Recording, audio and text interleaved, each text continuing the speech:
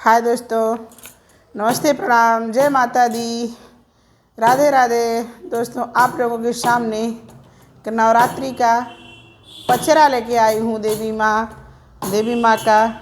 और आप लोग सुनिएगा, समझिएगा, जैसा लगे कमेंट में ज़रूर बताइएगा और अपना दुलार प्यार बनाए रखिएगा दोस्तों, क्योंकि आप लोगों को दुलार प्यार का मुझे बहुत ज़्यादा ज़रूरत है दोस्तों। तो लाइक करना, कमेंट करना, सब्सक्राइब करना ना भूलिएगा। सुनिए।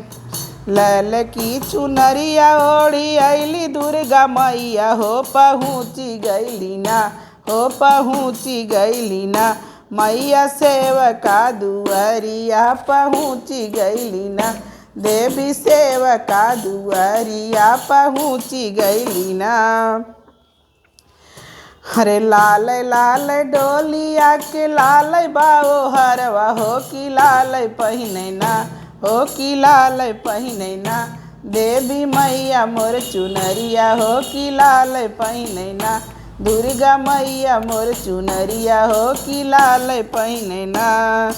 लाल बा महावर माई के लाल बा मेहदिया हो कि लाल लाल ना, हो कि लाल पहिने ना, हो कि लाल पहिरैना, देवी मैया मोर कंगनवा हो कि लाल पहिनैना, देवी मैया मोर कंगनवा हो कि लाल पहिनैना।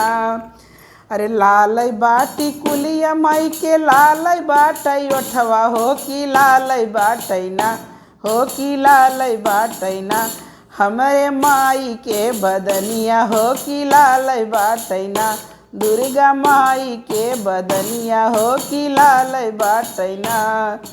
गलिया की गलिया घूमी आई दुर्गा मैया हो पहुँची गईली ना, हो पहुँची गईली ना, अपने सेवका दुआरिया हो पहुँची गईली ना, अपने सेवका दुआरिया हो पहुँची गईली ना।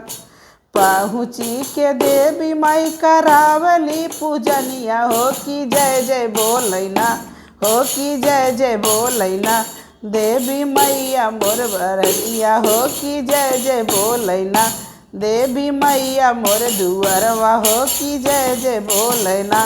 बोला बोला देवी मैया की जय।